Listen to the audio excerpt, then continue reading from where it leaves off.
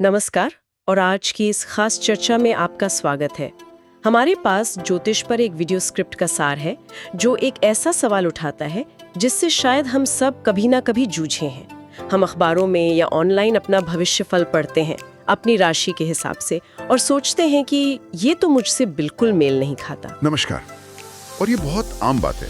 अक्सर लोग आईने में किसी और को देखते हैं और राशिफल में किसी और के बारे में पढ़ते हैं। इसकी वजह यह है कि हम ज्योतिष की गाड़ी में कह लीजिए गलत सीट पर बैठकर भविष्य को देखने की कोशिश कर रहे हैं। आज हम उसी गाड़ी के सबसे जरूरी हिस्से पर बात करेंगे जिसे अक्सर नजरअंदाज कर दिया जाता है, लग्न, यानी आपका असेंडेंट। लग्न, ये शब्द सुना तो बहुत है पर ज्यादातर लोग इसे अपनी चंद्र राशि या सूर्य राशि जितना महत्व नहीं देते। तो आज की हमारी चर्चा का मकसद यही है कि इस लग्न की पहेली को सुलझाया जाए और ये समझा जाए कि इसे किसी की कुंडली का ड्राइवर क्यों कहा जाता है। चलिए इस विषय की गहराई में उतरते हैं। तो जो स्रोत हमारे पास है वो एक बहुत ही दिलचस्प तुलना से बात शुरू करता है। चंद्र राशि, जिसे हम आमतौर पर अपनी राशि कहते हैं, और लग्न में क्या फर्क है, इसे ड्राइवर बनाम पैसेंजर का नाम दिया गया है। ये सुनने में ही काफी रोचक लग रहा है। हाँ, और ये ज्योतिष के सबसे बड़े भ्रम को समझने का शायद सबसे सरल तरीका है। जी सोचिए, आपकी जिंदगी एक कार है। आपकी चंद्र राशि यानी आपका मन, आपकी भावनाएं, आपकी सोच, वो उस कार में बैठी पैसेंजर है। अच्छा, पैसेंजर मतलब जो पीछे बैठ के सफर का मजा ले रहा है या शिकायतें कर रहा है। बिल्कुल, वो खिड़की से बाहर देखता है, मौसम को महसूस करता है, डरता है, खुश होता है, योजनाएं बनाता है कि आगे ढाबे पर रुकना है या सीधे मंजिल तक जाना है। ये आपकी आंतरिक दुनिया है। पैसेंजर को लगता है कि सब कुछ उसी के हिसाब से चल रहा है क्योंकि वो हर चीज महसूस कर रहा है। कभी कभी तो वो पीछे से चिल्लाता भी है, तेज चलाओ या धीरे करो। ये तो दिलचस्प है। इसका मतलब हमारा मन तो बस एक तरह का बैकसीट ड्राइवर है जो सलाह दे रहा है, अनुभव कर रहा है। तो फिर असली जिम्मेदारी किसकी है? स्टीयरिंग व्हील असल में कौन संभाल रहा है? वही तो असली बात है। कार का ड्राइवर आपका लग्न है। गाड़ी मंजिल तक पहुंचेगी या रास्ते में किसी पेड़ से टकराएगी, ये पैसेंजर की भावनाओं से नहीं बल्कि ड्राइवर के हुनर, उसकी सजगता और उसकी ताकत से तय होता है। अगर ड्राइवर यानी आपका लग्न कमजोर है, विचलित है या कह लीजिए नशे में है, तो पैसेंजर यानी आपकी चंद्र राशि कितनी भी बुद्धिमान क्यों ना हो, कितना भी चिल्ला ले, गाड़ी का संतुलन बिगड़ना तय है। वाह, ये तो सोचने का एक बिल्कुल नया नजरिया है। मतलब हम जिसे अपनी पहचान समझते हैं, हमारी भावनाएं, हमारा मन, वो असल में सिर्फ यात्रा का अनुभव कर रहा है। असली एक्शन तो ड्राइवर के हाथ में है।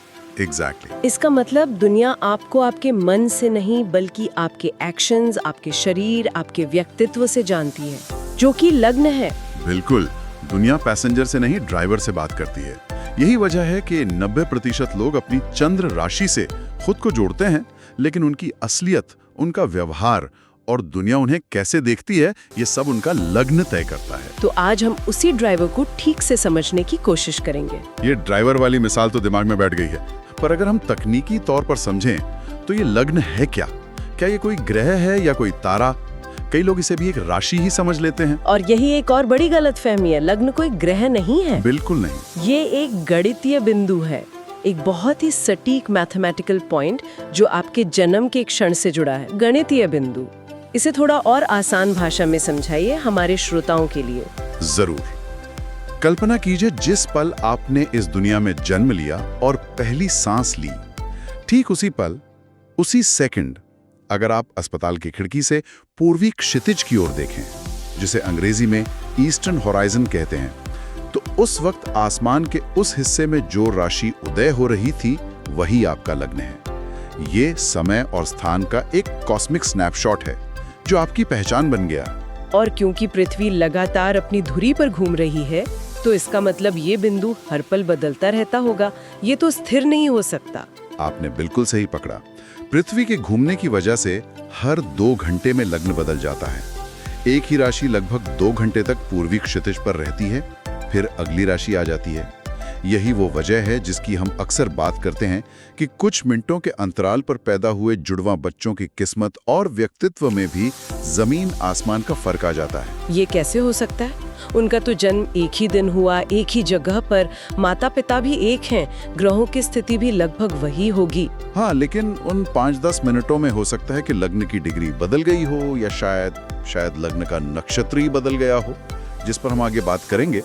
जन्म कुंडली का जो पहला घर होता है, जैसे फर्स्ट हाउस कहते हैं, वही लग्न है।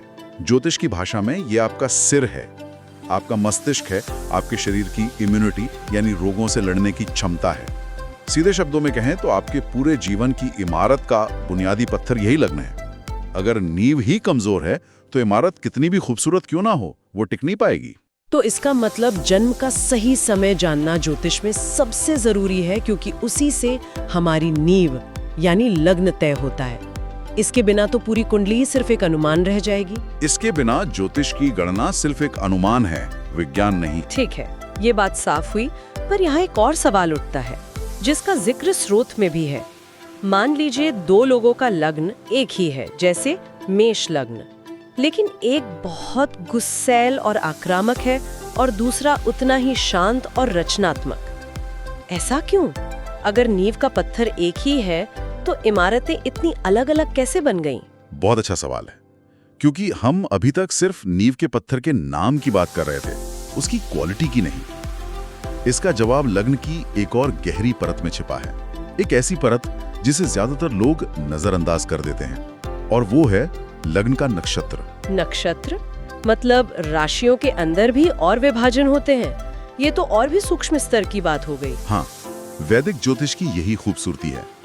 हर राशि के अंदर भी नक्षत्र होते हैं, और हर नक्षत्र का अपना एक स्वामी ग्रह और अपनी एक खास ऊर्जा होती है। आपका लग्न उस राशि के किस नक्षत्र में है, ये बहुत ज्यादा मायने रखता है। ये उस बुनियादी पत्थर की क्वालिटी, उसका मटेरियल तय करता है। क्या इसका कोई उदाहरण दे सकते हैं, जैसे स्रोत में बताया गया है, ताकि ये और साफ हो जाए? बिल्कुल, स्रोत में मेष लग्न का बहुत अच्छा उदाहरण है। मान लीजिए किसी का मेष लग्न है, लेकिन वो अश्विनी नक्षत्र में पैदा हुआ है। अश्विनी नक्षत्र के स्वामी केतु हैं।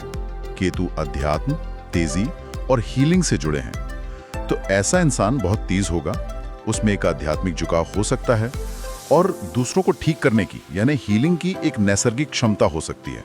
वो शायद डॉक्टर या किसी और हीलिंग प्रोफेशन में अच्छा काम करे। और अगर वही मेष लग्न किसी दूसरे नक्षत्र में हो, जैसे भरणी? अब देखिए, ऊर्जा पूरी तरह बदल जाएगी।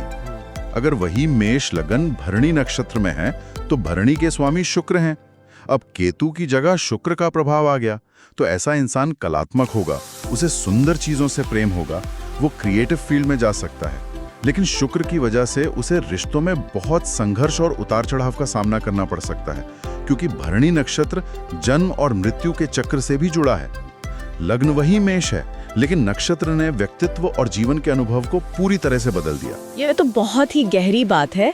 तो लग्न का नक्षत्र एक तरह का फिल्टर हुआ, जिससे होकर ब्रह्मांड की ऊर्जा हम तक पहुंचती है। एकदम सही शब्द। आपका लग्न नक्षत्र ही वो असली फिल्टर है, जिससे ब्रह्मांड की ऊर्जा आपके शरीर और चेतना में प्रवेश करती है।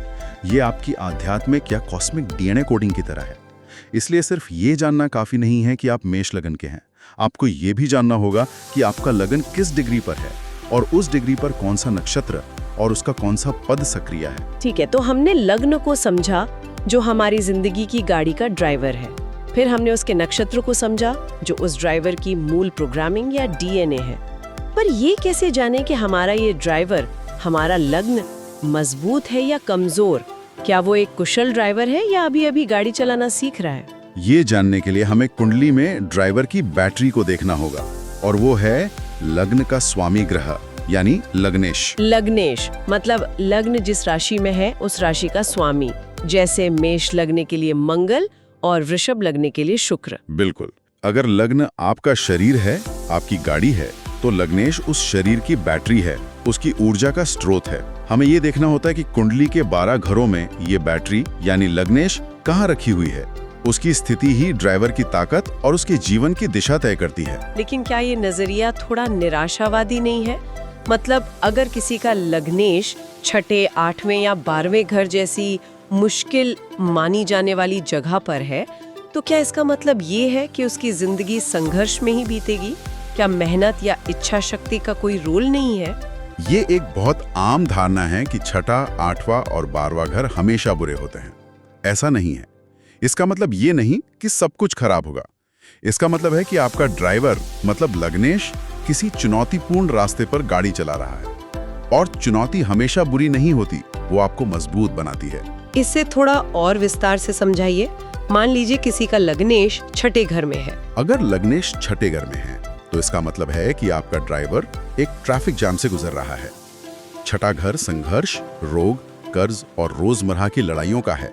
ऐसे इंसान की जिंदगी संघर्षों से भरी हो सकती है, लेकिन वही संघर्ष उसे एक बेहतरीन प्रॉब्लम सॉल्वर, एक वकील या एक डॉक्टर बना सकता है जो बीमारियों से लड़ता है। वो लड़ना सीख जाता है। अगर लग्नेश 8वें घर में है तो ड्राइवर किसी अंधेरी सुरंग से गुजर रहा है। 8वां घर रहस्यों का, अचानक होने वाली घटनाओं का और गहरी खोज का है। ऐसे लोग बहुत अच्छे रिसर्चर, जासूस या ज्योतिषी भी बन सकते हैं, क्योंकि उन्हें छिपी हुई चीजों को खोजने में मजा आता है। और अगर लग्नेश किसी मजबूत घर में हो, जैसे स्रोत में 10वें घर का उदाहरण दिया गया था। हाँ, अगर किसी का लग्नेश 10वें घर में है, जो कर्म और करियर का घर है, तो इसका मतलब है कि उस इंसान का जन्म ही कर्म करने के लिए हुआ है। वो इंसान खाली बैठ ही नहीं पाएगा। उसकी पहचान, उसकी ऊर्जा, सब कुछ उसके काम से जुड़ी होगी। वो हमेशा समाज में एक पद, एक पहचान बनाना चाहेगा। ऐसे लोग वर्कहॉलिक हो सकते हैं। मजबूत ना हो। ये तो ऐसा हुआ कि किसी को फरारी दे दी पर उसे चलानी नहीं आती। आपने बिल्कुल सही समझा। स्रोत में यही बात बहुत अच्छे से कही गई है। अगर आपका लग्नेश मजबूत है, केंद्र या त्रिकोण जैसे अच्छे घरों में है, तो आप किसी कमरे में दाखिल होंगे और सबकी नजरें आप पर होंगी। आप में एक नैसर्गिक आकर्षण और आत्मविश्वास होगा। और अगर लग्नेश कमजोर है तो आप कितनी भी कोशिश कर लें, दुनिया आपको आसानी से नजरअंदाज कर सकती है। आपको अपनी पहचान बनाने के लिए बहुत ज्यादा मेहनत करनी पड़ेगी। तो इस पूरी चर्चा का सार ये निकलता है कि कुंडली के बाकी ग्रह जैसे शनि, गुरु, मंगल, ये सब हमारे आसपास की परिस्थितियां हो सकते हैं। ये सड़क पर आने वाले दूसरे वाहन, मौसम या सड़क की हालत जैसे हो सकते हैं, लेकिन लगन स्वयं आप है, गाड़ी के ड्राइवर। एकदम सही। और अगर आप यानी आपका लग्न और लग्नेश मजबूत हैं, तो आप बुरे से बुरी परिस्थितियों को भी संभाल लेंगे। आप खराब मौसम, टूटी सड़कों और ट्रैफिक जैम के बीच से भी अपनी गाड़ी निकाल ले जाएंगे। और अगर ड्राइवर ही कमजोर है, यानी लग्न और लग्नेश कमजोर है, तो अच्छे से अच्छे राजयोग भी व्यर्थ जा सकते हैं। अगर ड्राइवर ही गाड़ी चलाना नहीं जानता या उसकी गाड़ी की बैटरी ही डाउन है, तो उसे फरारी दे दो या मारुति, क्या फर्क पड़ता है? वो उसे ठीक से चला ही नहीं पाएगा। अच्छी सड़क और अच्छी गाड़ी होने के बावजूद मंजिल तक पहुंचना मुश्किल हो जाएगा। ये सच में एक सोचने वाली बात है। हम अक्सर ग्रहों को या परिस्थितियों को दोष देते हैं, लेकिन शायद सबसे पहले हमें अपने ड्राइवर को यानी खुद को मजबूत करने पर ध्यान देना चाहिए। अंत में श्रोताओं के लिए एक विचार छोड़ना चाहूंगा। ये जानने की कोशिश करना कि आपकी कुंडली का ड्राइवर कौन है, उसका नक्षत्र क्या है और वो कहाँ बैठा है, ये महज भविष्य जानने का खेल नहीं है। ये खुद की ताकत और चुनौतियों को समझने का एक जरिया हो सकता है। ये एक तरह से अपनी डीएनए कोडिंग को डिकोड करने जैसा है। जब आपको पता चल जाता है कि आपकी मूल प्रोग्रामिंग क्या है, आपकी गाड़ी किस तरह के रास्तों के लिए बनी है, तो आप उसके अनुसार अपने जीवन को बेहतर दिशा दे सकते हैं। आप खुद को बेहतर तरीके से समझ सकते हैं। इस बेहतरीन और ज्ञानवर्धक जानकारी के लिए आपका बहुत बहुत धन्यवाद। ये चर्चा वाकई आंखें खोलने वाली थी। और आप सभी का भी धन्यवाद कि आप हमारे साथ इस सफर में शामिल हुए। नमस्कार।